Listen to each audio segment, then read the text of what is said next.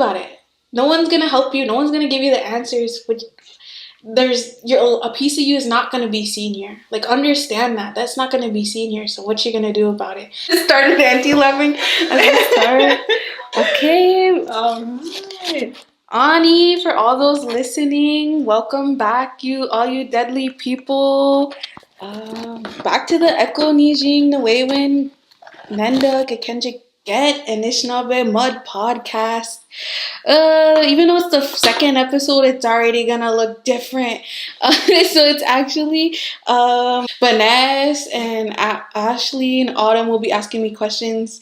I'll let them do themselves a little short intro, and then I guess we'll see where we go from there. We can start with Vanessa. All right. Ani, Vanessa nenda-gikenjiged nonjaba. Anishinaabe kwendao. No, ani nenda-gikenjiged dodem megarawan bandagis. Ani, Ashley, nenda-gikenjiged Nikojwanang Megwandada and Mikinakandodem Mingwa Baktin Dojba. Oh, Chen and Shen, just real good introductions. Shoots, I realize I gotta do a little introduction of myself as well. Haven't done that yet on the podcast. So Ani, Jacqueline Indigenous, Zhaakii, Zibing, Dawa, Anishinaabe Kwe and Dao, Mashiki and Dodam, Namanik Dagon and Dojba. My community is Little River Band of Ottawa Indians in Michigan, Clans, Turtle. That's pretty much my little intro. Yeah. Now I'll let you guys take it away in the questions. Zegas. Just real scared. But I said I can't ask these guys to sit down and have a conversation about their own language journey if I'm not willing to. And of course I want to, and they said, oh, we're down to help. Or just go ahead and ask. Okay. Yeah. All right. Intam. Oh, yeah. All right. So, Jacqueline, describe your journey to learning Anishinaabe.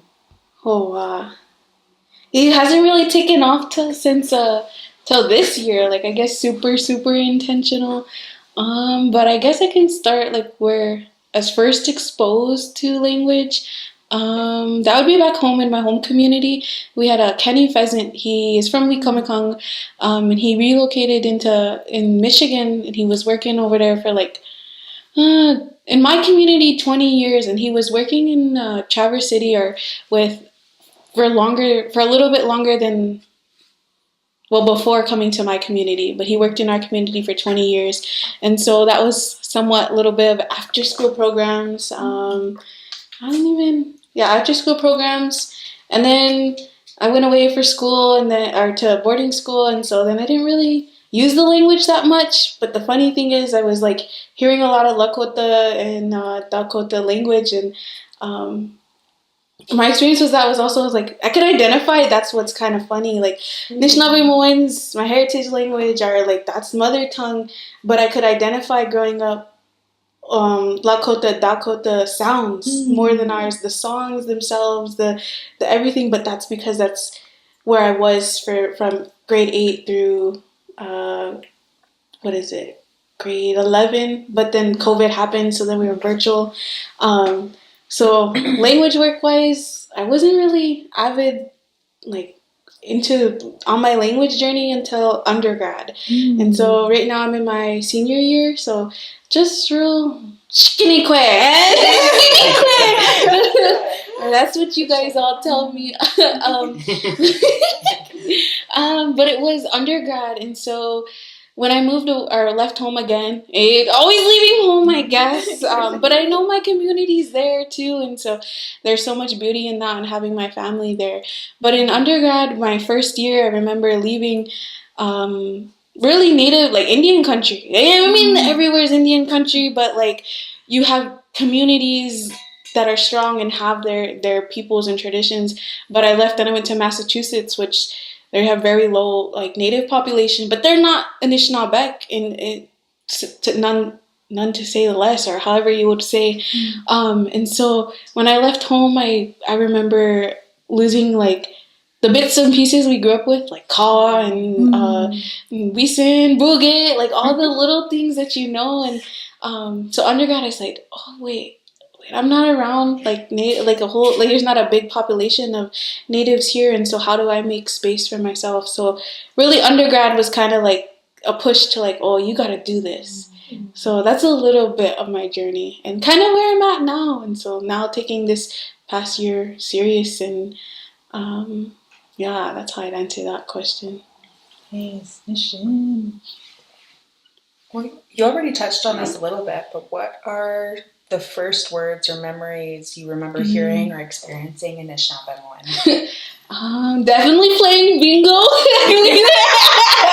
but in the language, right? And so like I really what I can remember is oh, for all those listening, we laugh real hard. Our instructor right now in Nautic, I know you'll listen too. So, but bingo is a touch it like we don't know if it works, and so sometimes it works, sometimes it doesn't. But that's why there's an anti-laugh with that one.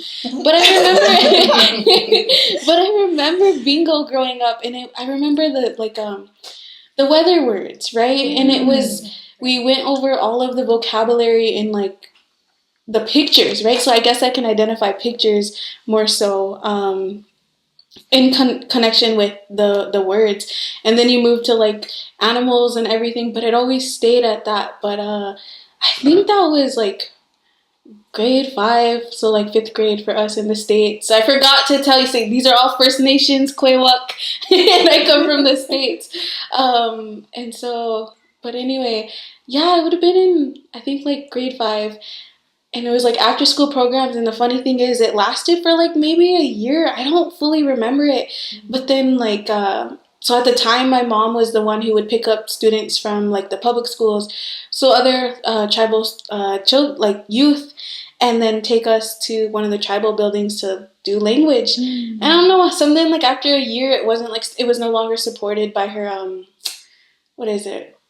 I guess supervisor, like they weren't no longer supporting her being able to do that. So really, like it kind of stopped in our community for youth to have access, right? Because there's no one to take them to the first speaker or to Kenny Pheasant and to learn from.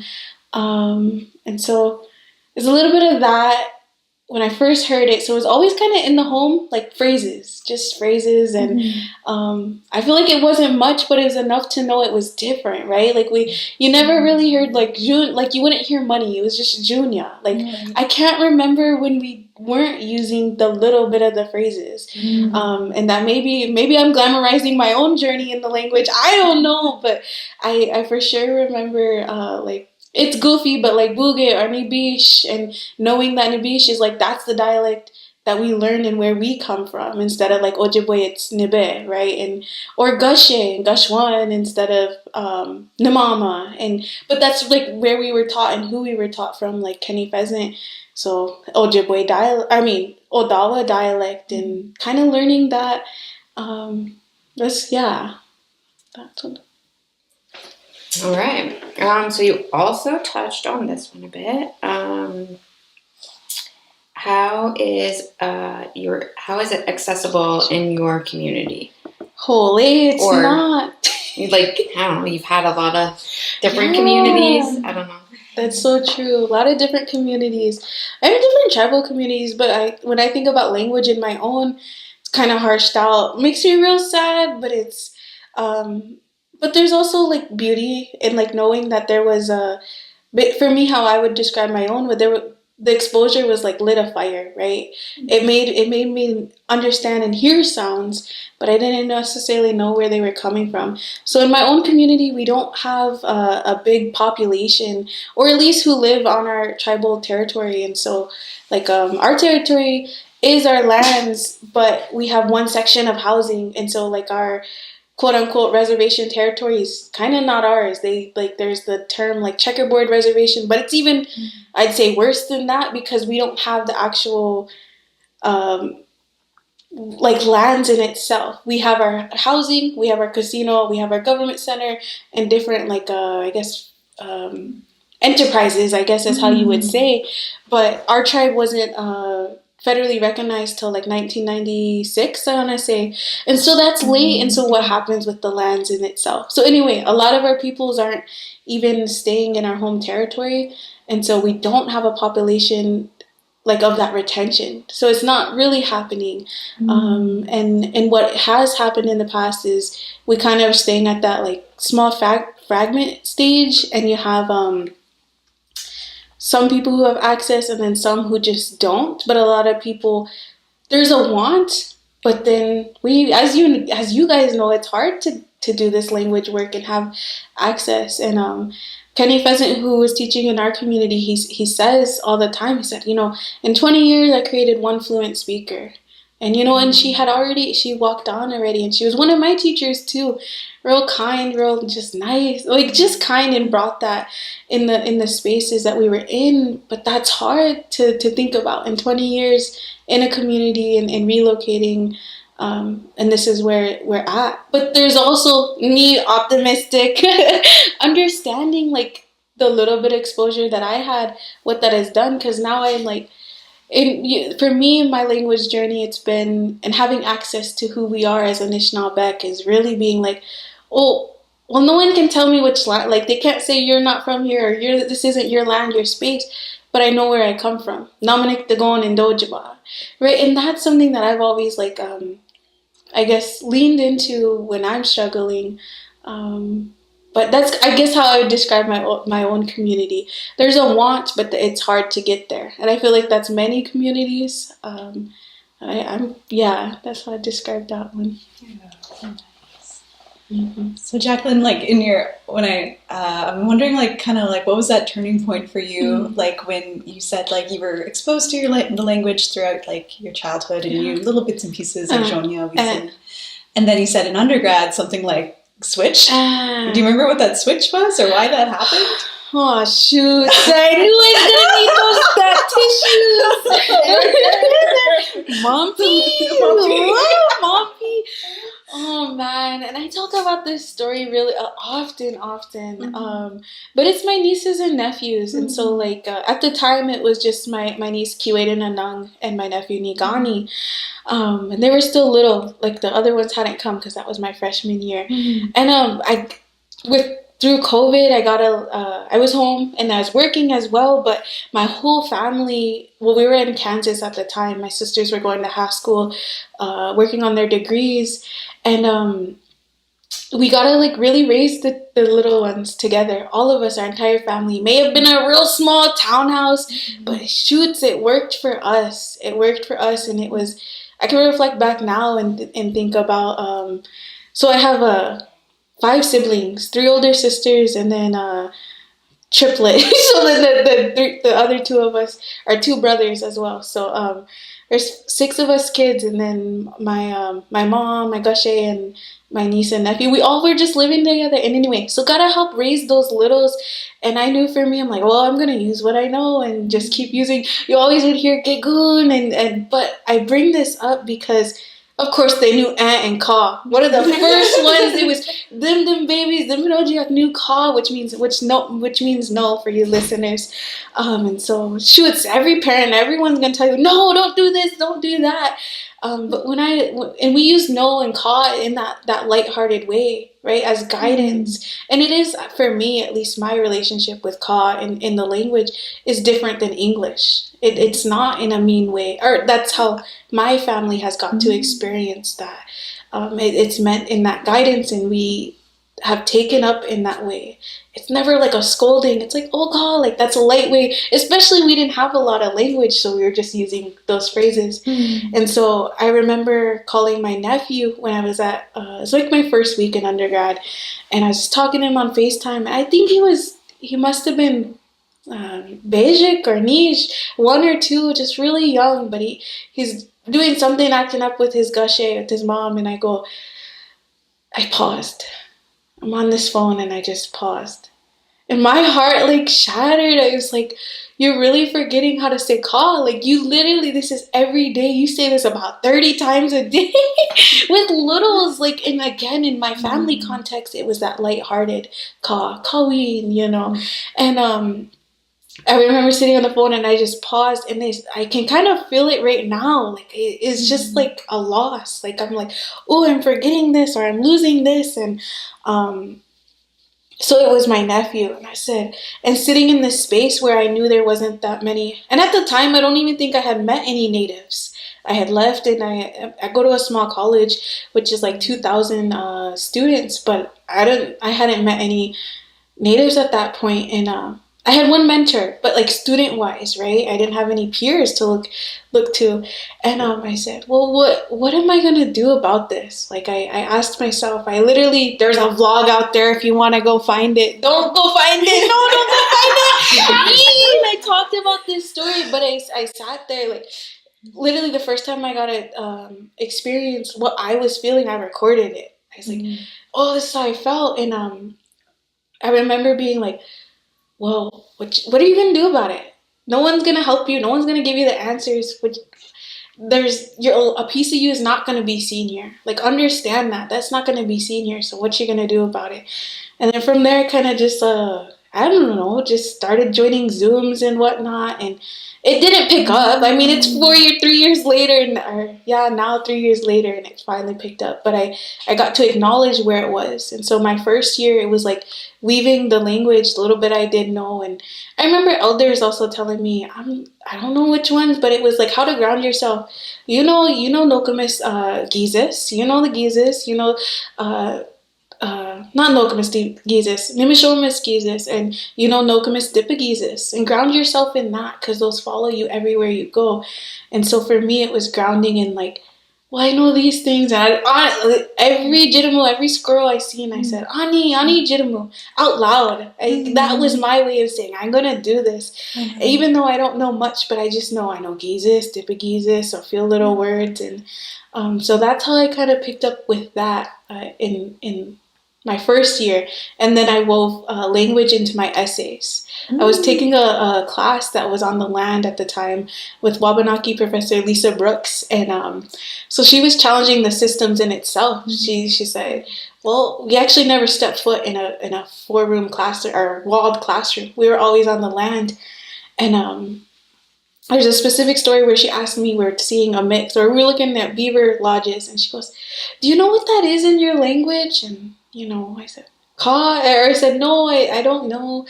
And I kind of felt, oh, I'm not sure. Like, that felt kind of, And then she didn't pressure anything. And she goes, she also was like working on learning her own language. And later on, as we're walking, we have this space, and I'm like, it's a mic. And so I got to catch up with her when we're out there on the trails. I go, oh, it's a mic. And she goes, oh, really? It's similar to us. Ours is like a misk. And I was like, and then I felt affirmed, and I searched it in the dictionary later. I was like, oh, I was right. At the time, I didn't know if I was right, but I was like, oh, they also sound like, she told me after a misk when I said a mix. She goes, oh, yours is similar. And then I searched it later. I was like, oh, you are, oh, Nishin, you did know that, like, without knowing that. So also having like an auntie to give the space to, just ask. So it was weaving the language into essays. And then a little bit later on, I got to my junior year, fall of junior year, so that's a year later. And I still maintained weaving the language into my essays. And I would if I knew the word, I'd put it, even though I didn't know much. And I would still put it. But my junior year is when I feel like I really decided, oh, I'm gonna take my journey serious, right? Like I had all this at the back of my mind, and I would continue to, like, when I got on the phone with my family, I would use it. They did not, like, at the time, they didn't, and we would use what we did, but it wasn't like they ask me now, they're like, how are you consistent in that? Like, where does that come from? And I'm like, I don't know, because I really couldn't tell you. Yeah. But my junior year, I actually started joining, I took it as, a special topics, but I'm also, how do I balance being in this Western society that says you got to do it this one way? How do I balance knowing I want to be seen in this space? And so I took a special topics, and then I was going to Isidore and Pat Ozamik's, or Isidore Toulouse and Pat Ozamik's, Zooms every day, and that was huge for me. I was like, I was scared, didn't ask any questions. I guess in between that was my junior year, but I guess my sophomore, freshman year, I was listening to other podcasts. That's kind of where this kind of comes from, was listening to other people, their podcasts. I'm forgetting the name, but with Ozawa and Emmeline and Enwaying. Enwaying. And I remember listening to that, and I was like, oh, well, I know I want my kids to be fluent. I mean, I'm just real like baby at the time. I'm like, well, I know later on I want them to have access to language too. And so I took baby steps, and it was like podcasts and then YouTube videos. And then it was a little bit further down the line. That's when I could join a Zoom. And it was also like the pressure of like, well, it's kind of tied to a class now, so I have to do it and I have to show up. But there were those baby stepping stones to showing up. First it was showing up, and then it was asking questions. And I was like, because being able to ask questions. And then that's kind of where it tracked my growth at that time. I'm like, gee, I got a lot of ways to go. But now I'm like, wait, I know enough to ask questions just a little bit. But yeah, in undergrad, holy, I'm a real long storyteller. Don't sit down with me, you'll be there for years. Well, but yeah, to answer that question. Mm-hmm. From your perspective, who are the people taking the time to learn Anishinaabe? Shoots. No one has time. I think what I've noticed is, at least when I'm getting on Zooms and right now, outside of experiencing what we're experiencing this year, and I'll kind of maybe circle back into that, but previous to our program right now that we're in, Bidawe, Mawad, Nimking, Bidabang, that's through Ninatagun's learning. And I only noticed like grandmas. Yeah. For me and in my own journey, that's what I had seen most. But that was still early on. But that's who were able to join in on those Zooms. And I didn't join too many Zooms, but it'd be that. And I remember at the time also taking a Potawatomi class through Gun Lake, their tribal community. And I remember, I think it was me and one other student, right? And so for me also, I felt like there's people, but it's not big. There's not a big community doing it. Yeah. And so it's either that you have a generation of grandmas and grandpas, and then sometimes parents. And then that's all I had ever seen. Right. Yeah, that's where I would say, yeah. Interesting. What do you think needs to be done in bringing Anishinaabe back home? I don't even know. It's so crazy that I asked that question. I mean, I ask it because I want you guys, I want you, and a part of me wants to say for sure Z's in the home, but what does that mean to bring it to the home? Right? I can't just say that, that's if we have just perfect world and bring it, but I guess starting with the youth, and then that next step let's reach for the stars to bring it home, to have it in the home, and people who are encouraging you to use the language. And I think about that in my own family, and my nieces and nephews, it's the language is almost reinforced with all of us, with my brothers and my sisters. And I will still reach for the stars because that's what I want, right? I can't say something that if that's not a goal of my own. And right, I'm choosing to take up the space I am now because that is there, that is the goal. But I can share a little bit of my niece's Little Miss Weed Wasserman, which is Little Miss Cherry in Traverse City. She's one of those. She's a Tiny Tots princess. And when she did her interview, one of the relatives who did the interview, this thing, we don't really we're not powwow. My own family, we're not powwow people. My nieces and nephews, they have access, right? But we didn't have we just aren't. I mean we know this, some families are and some aren't. Yeah. But my nieces and nephew, they do. But she's a medicine dress dancer, jingle dress dancer. And when she did her little interview, my sister told me later, she goes, yeah, they asked her, if you're Shomas, and asked if you could learn anything from your Shomas, what would it be? And this little Ikwizance, she must have been 6 at the time, because she's 7 now, and it's already a summer passed, and she goes, Anishinaabe mo win. And so our little what that signified for us is she's affirmed in that. And she walks with that. Nobody we didn't tell her what to say, right? And it's just like, and I think that's also what her association to being Anishinaabe. She's Anishinaabe and Apache, but she's raised in our family, and she has both of those with her, and she knows, like, that's her association is language. Like, how does this little Ikwezance know? Like, she said, I wish that, like, Anishinaabe mo win. And she's like, she doesn't even know how much she does know, but she's that little, like, I say, there was a fire lit in me when I was young, but it's also her. It's also my nieces and nephews, and watching them use the language, and her being able to teach my nephew.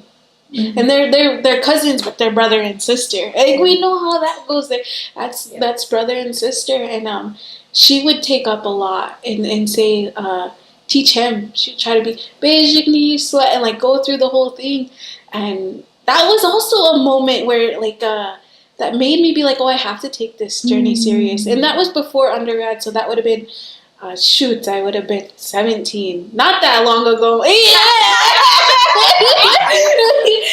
Like, I'm not trying to make it sound like I got all this wisdom or nothing. I just am on my journey. But helping be in the house with her, we had this little clock in our so a clock that had all the language, and it had all of them. And we remember growing up, Kenny Pheasant we would have language camps in our community, and he always had a way of saying his the numbers, and like we were going through it, and she would go to 5, and then they'd ask like, what's next, and specifically I'm like, wait, I don't even know. I mean, she's like she's counting better than me because I had kind of already forgot, and I'm like trying to help get her to that. And she's sitting there counting better than me, and I said, oh wait, so that was also, I think, behind in the back of my mind, a push to keep showing up in the language. Like, this Ikwezance is counting better than me, and how do I get there with her?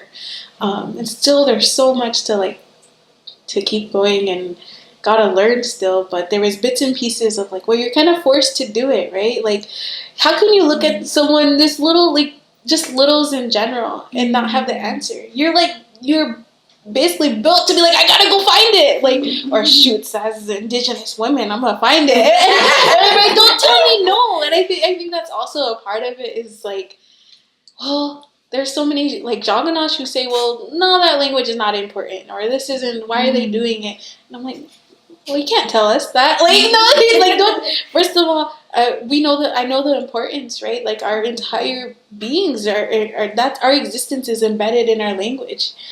And then you're gonna tell me call? No way! You can't tell me no. I'm gonna go learn it. But yeah. Finish yours. Ready for this one? No call. No, shoot. What have you found challenging about learning Anishinaabe? Oh gosh, so much. Everything. Oh my goodness, challenging.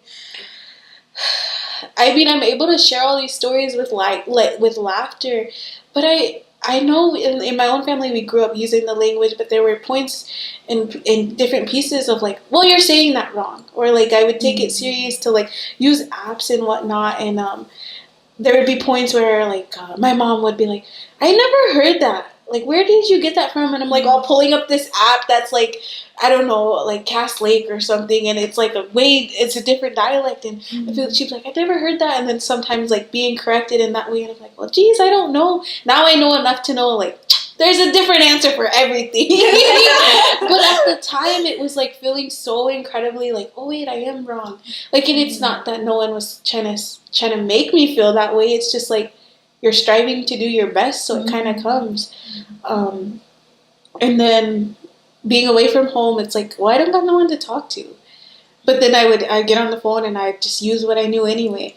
And it's kind of goofy, and it's part of my own journey. But like, I'd get on the phone and it's almost innate where I talk to my siblings, and they would be like, my twin brother, he asked me, well, just my brother, I say, but he is my twin. Anyway, he would go, Zhaakii, how you get on here and you sound more rugged. You're the one away from us. And I'm like, what do you mean? I can't even hear it. And so there's also a layer of like, for me, it feels like in the society we live in, it's like, oh, and in our own communities, oh, you're putting on a front the way you talk. Mm-hmm. And I feel like that's even in English. Well, add Anishinaabe Mun to that. It's the same, that translation is there. And I'm like, well, I don't know. I mean, that's where I feel most of myself. And that's how I feel with like the language too, is it's so hard of like, or challenging, I'd say. It is all a challenge. But it's being like, well, am I saying this right? Or am I at the time? Or there's also points where it's like, I'm also experiencing with my family. It's like, oh, I shared a word with them. And I'm like, oh, I was wrong at the time. And now it's like 5 years later. I'm like, do I tell them I told them wrong the first time? And it's especially this past like 9 months in this program of like, oh, I really am learning how much I don't know. Mm-hmm. I feel like I didn't learn anything, but I can tell you how I know enough to know what I don't know. Like, then you have a baseline now. And I'm like, well, do I share that with them? And I'm like, well, I don't even know myself. I just know I'm not correct. like I feel like there's a challenge in that. And then I think the other biggest thing that I like this past year really intensified for me was like acknowledging, acknowledging the way when nenda-gikenjiged and Anishinaabe Mud, like we're second language learners of Anishinaabe Moen. And like to really grasp that, like that's why it's named this on the podcast. Is like, for me, there's just, and so many others. There's so like shame to be like, oh yeah, I'm a second language learner. I don't know my language, but like I don't actually. We know why, but also like there's so many different variations of why. Mm-hmm. And even in like my own family, like we didn't grow up with like my grandma, who like where our Odawa side comes from.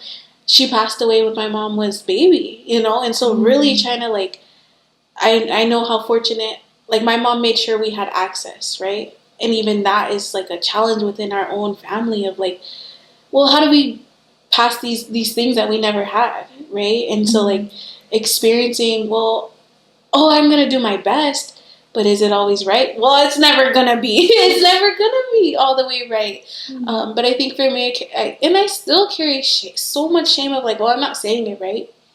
But I got to get past, like, well, I got to get past that with the smile, even though it's like really hard to be like, well, I just got to be okay with that. Mm-hmm. To be saying all these things the best I can. Like, my intentions are there, but for sure that shame, and it's also something that you can't really describe. I feel like shame isn't even a strong enough word, because there's so many things that you just like, they exist. They just exist, and I'm sure each of you have felt that in some capacity on your own language journey, and shoots, getting scolded by different elders, not on purpose, it's never to shame or whatever's, but I have got scolded because I'm like, I thought a word was this word, but it's also, Anishinaabe Moen, there's many contexts. But if you're not saying it right at the right time, right, that context changes. Mm-hmm. So I would say that's also been a challenge in my own journey, but also not staying in that. I think that's what I can share I've learned from this past year is like, well, don't stay in it. Just learn from it. Like, you're going to get scolded. Welcome it. You're going to cry. I still, like, cry basically all the time. Shoot. Anyway, yeah, that's how I'd answer that one. Other than the emotional barriers, do you find any other barriers to learning? Oh, shoot, yeah. Oh, shoot, so I'm just tearing. That came earlier. Oh, goodness. Definitely, like, having, like, okay, we talk about access a lot, but you have to travel everywhere. You have to travel to get there, and, like, shoots even this past year, like each of us have had to go far and leave our, like, families and all the things, but where do the funds come from? Where do you have the junya? Like, and it, so there's that emotional one, but then also sometimes it's not supported or taken serious. Because, it's for real. And, like, how do you track growth when you're like, I know it's happening, but it doesn't always click right away. So, like, when I said I was doing this program and I like share this with like different peers of mine, indigenous and non-indigenous, they're like, "Oh, you're gonna be fluent. You're gonna be fluent after 9 months." But like that's a layer that not many understand either. Like outside of our communities, right? Like the capacity and just what the like how challenging it actually is. And oh shoot, so I was gonna share something else, but I already forgot.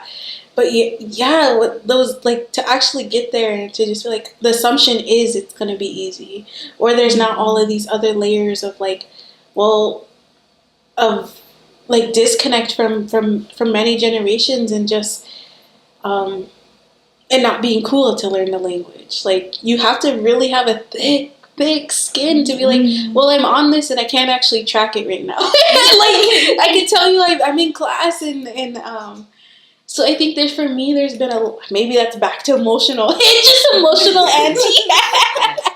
For sure, see, that's back to emotional.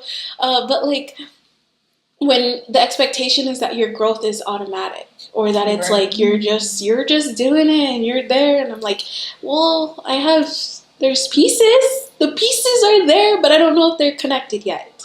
Not yet. You know, like I don't think they're connected yet, and I would say that piece of like, other than outside of like other language learners, when you try to share like your own struggles and what you're feeling, that's not really translatable. Like it's just, I talk to so many people and they're like, well, you're doing amazing, that's amazing, and you're doing great. And then you have some that are like, well, how much did you actually learn? And I'm like, well, don't ask me that right now. You can ask me a little bit later, like with everything going on. And then I think about also, that's all of us. We're all like human. Like we're all human, and we all have.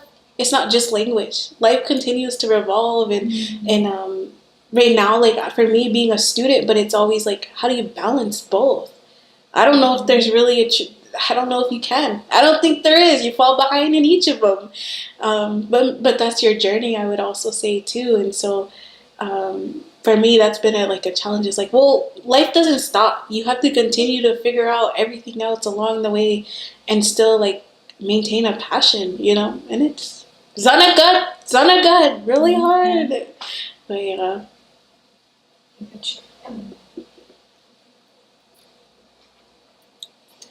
All right. So what are some of the ways that we can help nenda-gikenjiged Anishinaabe podcaster Anishinaabe in reaching and achieving cultural competency, cultural practice, cultural context? How might we share this? I think it's asking like, what are ways that we can help second language learners in Anishinaabe? And what do you think? Yeah. Helping other learners, start their journey. Shoot, just give it a go. And I always talk about, especially with humanist, my two favorite words are kaimasheh and give it a go. Those two separate, I consider them two separate ones. But like, yeah, not yet. Like, you don't know it yet. You're gonna get there. Just kaimasheh, and like that holds so much power. Like, you ask me all like in general, and when especially in immersion, they ask me all kinds of stuff. Kaimasheh, I don't know, but in general, like I move forward with like, oh, I don't know yet. I'm not sure yet, or just give it a go. And I feel like that's what I would share with others who are thinking about starting their own journey. It's gonna be hard, and I also think that too. Like, let's have these conversations of it's gonna be hard. It's gonna be hard. Like, embrace that. Just embrace it. It's either that or you're thrown in no matter what, right? Whatever capacity you're starting at, you're just thrown into it. And so I just like, that's also how I feel about college, university, right? Or just all of the things. Is just, well, it's going to be hard, but how are you going to show up for it? How are you going to choose to, right? It's also your choice. And I hope you continue to choose the hard way. Because you're going to feel it later, right? Or at least, this is also a prep talk for myself. Pep talk, like prep talk, just talk. Just like, my girl, just keep going. Like that's how I would talk to my nieces and nephews too, right? It's like, just keep showing up. And also, along the way, really lean into your communities. Lean into the communities you make, and it's not saying like it's the one you come from. You can make your own. Hey, like you guys are my language community, you know, and just that's something I really struggle with. But I understand how much it's immeasurable when you can lean into people and you have their support and you have people who believe in you. And that's another thing. You will have people who will believe in you. You have people who will doubt you as well. You know, well, don't listen to them. They can go on, get. But there will be people that believe in you and see that in you, right? And if you don't ever, if you feel like you don't feel that or see that, nenda-gikenjiged does, Creator does, and all of your ancestors that stand behind you, and like that's how I view it. It's like, shoots, I never know what I'm doing.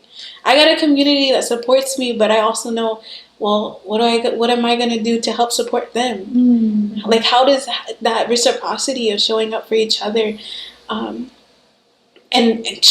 I know I want my kids. I'm not having kids for a long time, but I know I want them to have access, right? And that was for me in my own journey a big motivation of, well, I can't keep saying I want these things and no action. I can't just hope it falls out of the sky and one day sticks.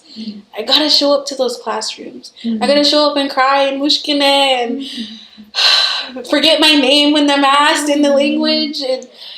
But that for me was what it is. So I guess that would be a start too. Is what is your why? Like, what is your why? Mine is I know I want my kids to have access, and they will. I'm not gonna depend on anyone else to have that, because as a gashe, that's what I want for them, and so I'm gonna make sure I can do my best to do that and do my part in making sure that happens. Again, we can't wait on someone else to just hand it to us, right? Like, that's how I feel about it. So just give it a go for you guys listening, you know. And that's easier said than done for sure. But give it a go is also just saying, you know, being willing to let yourself, and also be willing to may mess up. Don't call it failure. It's not failure. Be willing to learn from each of whatever you go on, and that's your journey. Those whatever missteps, however, it's your journey, and embrace that. Like, I'm grateful. It's been real messy. And I always get it's always talked about often as like, oh, you're so mature, you got so much wisdom, and I'm like, well, that comes from craziness, right? Ain't nobody perfect. No one's perfect.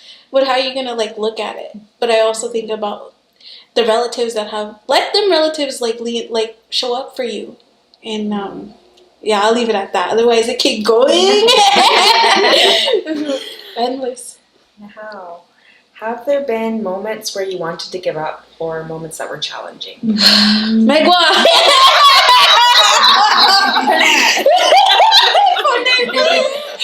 Oh shoot. My God, right now, presently. That's not all the way true, but I feel like it's all the time. Pane, like you said, pane all the time. It's really, oh my gosh, so much, because it's, again, that life continues. How do you keep oh my goodness. I think starting this program or teaching, because we'll be teaching next week. Oh yeah. Not even next week. Friday in 2 days. Yeah. Holy.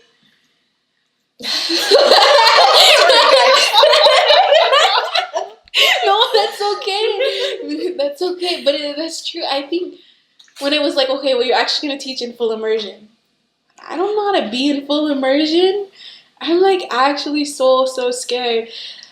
But I don't know if it was ever fully give up. It was maybe let me set this down. Maybe that's a better question. Or you wanted to set this down or put it to the side. And there's been many moments of that, because I'm well, I don't know anything. I keep showing up to these classrooms and you think I know something by now. And I think there's also me and the optimism. There's been so many moments of how do I keep showing up in this classroom? A very tangible moment would have been this in February. I was really falling behind in my university classes. And I continued just falling behind and just basically drowning. I did. like drowning in all the things that are needed, you know. I ended up, you know, and I ended up having to withdraw from a class, and it didn't work for me, and I was having a really hard time with my one of my professors too, who just like couldn't understand, like it didn't align. And you know, and it actually it targeted taking this language program. There was a specific moment when I saw, like, I have noise canceling headphones. You can still hear, but it cancels the outside noise. And so I was so like full at capacity. I was just at capacity for everything. But I'm like, I know I gotta keep showing up to these spaces and whatever. And I put those headphones on, and in class, I put those headphones on, and I'm fully aware. I'm like, oh shoots, I should have communicated. But at the time, I didn't have a voice to communicate. I literally couldn't manage that. But I'm like, I'm going to put these headphones on so I can be in class. Later on, come find out that when I was talking to like my academic dean, that it was said that like she goes, that the question was asked, well, what's the conflict with like your language class? And I go right away, I say, well, what conflict? And they go, did you put your headphones on in class? And I said, oh yeah, I did. And so it was assumed that I was in my Zoom class and in our other class without ever asking, right? And in that moment, I was affirmed that like that professor already thought whatever she thought about me. Yeah. There was no question about asking. But in that moment, it bled into the language for me. And I'm like, well, how do I show up in this space where I'm already like getting everything sucked out of me in a way that's like so dismissive? And I'm like, I don't come from that. I come from aunties just feeding that beautiful energy into your grandmas, and that's what I had access to. And so to have someone say, you know, see that, want to see bad in you, when really I'm like, well, shoots, did you want me to listen? Like, that was the way I could listen, was to just be in that way. And so this past, in February, I was like, well, do I keep doing this? Do I do this language program that in this Western world doesn't have, like, we know it has value, but it's not translatable till after you finish. You don't know what this outcome comes. And so I was like, there was a part of me that was like, oh, I gotta let this go. I gotta stop language for right now. Of course I said call. I said, no way, and just kept showing up. And like, I think that had to be a moment of myself being like, well, what am I willing to sacrifice? And you know what? That did mean I didn't even withdraw from that one class with that professor that said that. I had to withdraw from a different class, and I said, you know what? Okay, that's my journey, but I'm going to keep showing up to this language because I understand that I want this for these next, like for my littles and for the next generations, and I got to do my part. And like, I understand what it means to show up now. But even just a few months ago, I was like, I have to give up. Like, I have to put this to the side. There's no way I can manage to get through. And I mean, sure, it didn't mean I did both. Like, at the same time, like, I'll be finishing up a class in the summer. And so my journey said, oh, it's different. But I also had to trust in Gijem Nadu for me, that's how I feel, is trust Gijem Nadu, that's my path. And when I feel deterred, like, or... yeah, deterred's correct. They just like it's questioning, talking in English and in Anishinaabe. I'm like, oh, is that right? But for me, it was you guys. It was you guys. When I wanted to step away, I said, I can't do this.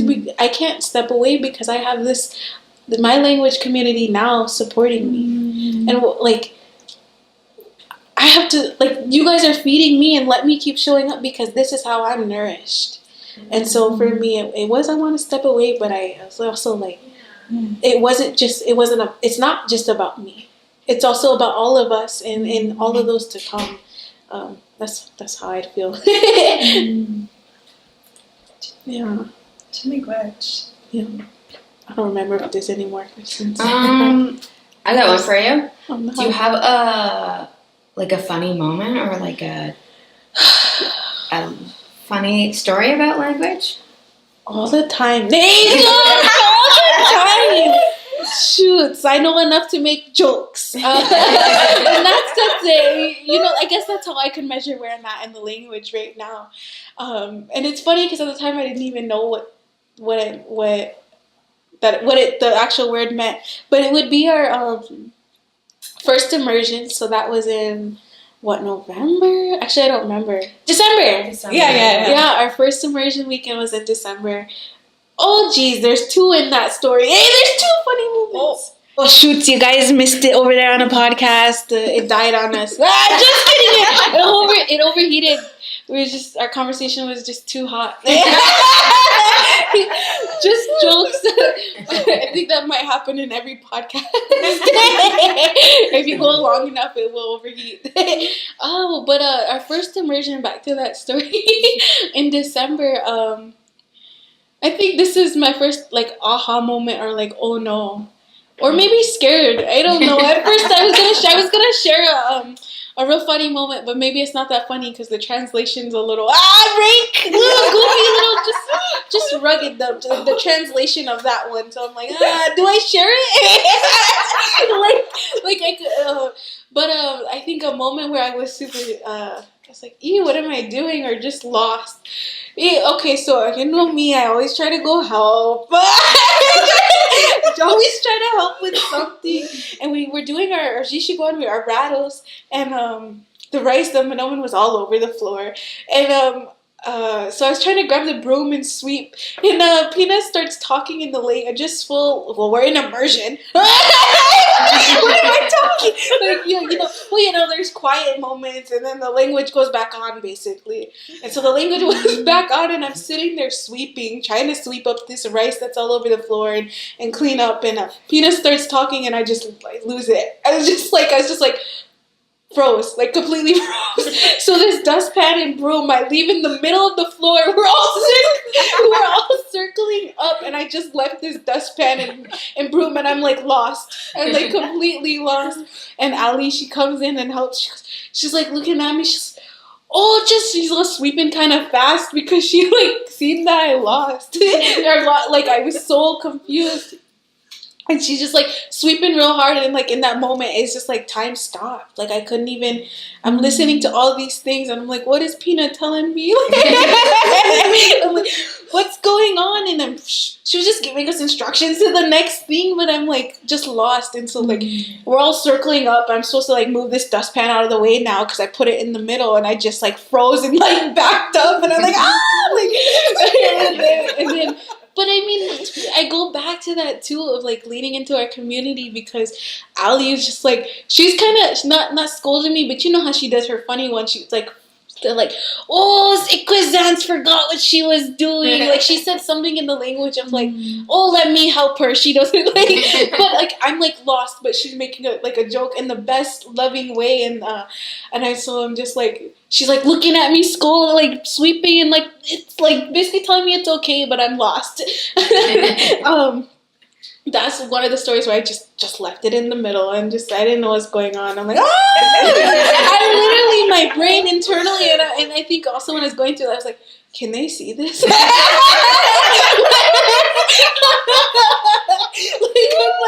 you guys see that I'm not lost? I'm sure you do. Put a speech bubble in there. But that's where my mind went to. I'm please watch it. Oh my gosh, that's all they're gonna remember.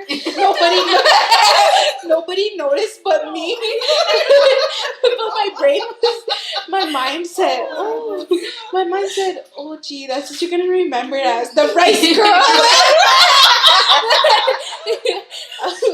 I was telling one of my aunties later, and she goes, oh, you might have to write about that. That's your open liner. Just left the broom in the middle. And I'm I can laugh about it now, but I was even telling them, I was so scared. You talk about shame that comes but it's at the time it is. Right? And I think also for me, I'm trying to change the way we think about it, right? I don't want to, you can, for me, in my own journey, I don't speak for others, I speak for myself. It's I don't want to stay in that shame, but I'm I'm going to learn from it, or how do I move past that? But I remember feeling oh, geez, that's all I'm going to know. I can't even sweep right. In that moment, but that would be that story. Or there was a different one. Same weekend, and we were working with Alvin the whole time, or he was in our group, and we're just laughing away. And I say this now because even a few days ago, I didn't know what the word like fully meant. I thought I knew the context my family had, and then my sister she was like, "Hey, what do you see when you see this?" Or like she's like, "G. Do you guys know what G means?" Well, G basically Diash, but like G is a little bit like the more anatomy way. That's like, and I didn't know this, but anyway. So during that weekend, we're like naming off clothes and whatnot, and we're trying to say pants and or snow pants or something, and I'm like, well, I know what it's full immersion. I know what you're trying to get me to say, but I just don't have the word. And so we're sitting there, and I just go, Jeet! And so G is like basically Diash, which means your butt, like your bottom.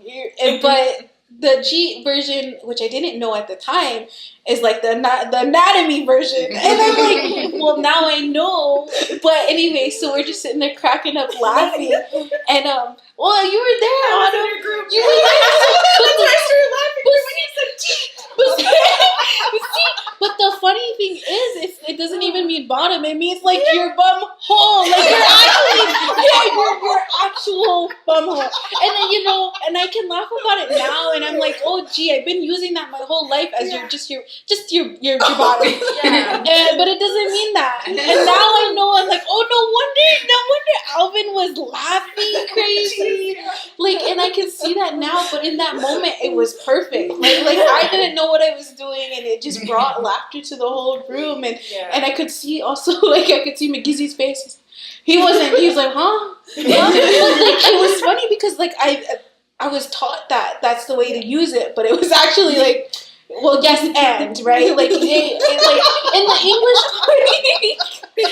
English context, and emphasis on and, right? But like on the English context, it's like it would be translated differently. Yeah. I mean, like it could be used and it's fine. And now I'm like, well, that's where my brain goes right away. But that's one of them. There's so many. I mean, the VTA game or whatever we played is all hard. But yeah, that's some of them. Anyway. That's a good memory. Yeah. Well, and now it's even worse once I learned the translation. I'm like, wait, I've been saying this. And I've been confidently saying this, like, I think it's right. And like, yeah, it's just funny. It is right, but like, I don't know where you go from there. Now I just told all you listeners I'm over here saying Jeet like all the time, but and still in my family I'm sure we'll still use it. Like, well, what do you do? I don't know. Oh man, I think that might have been. Is that the last question? I think that's the last one. You touched on the other one. Oh shoot! Nah. I think that's a good way to end it. I think so too. The laughter. That's a motive. That's what we can leave you guys off on. For those who are listening, is to make sure you bring laughter in the spaces when you're learning. Be okay to be wrong and laugh about it. It's gonna be like funny. But for now, say stay deadly.